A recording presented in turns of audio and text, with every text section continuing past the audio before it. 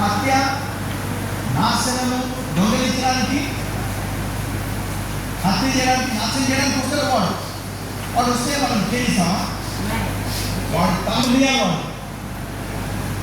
ఏనా? హల్లెలూయా. సో యేసు ఏమన్నాడు ఇక్కడ?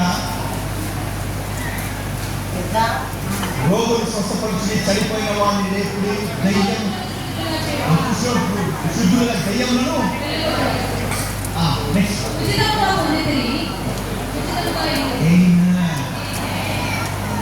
అది.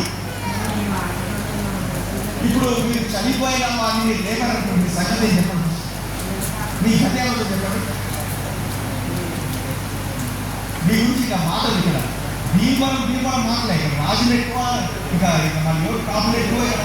తర్వాత అంత పక్కన పడేట అది చనిపోయినవాడు చెప్పినాడు,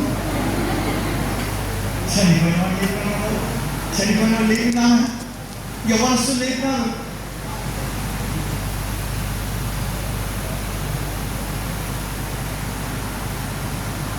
చనిపోయిన వాడు కొట్టడానికి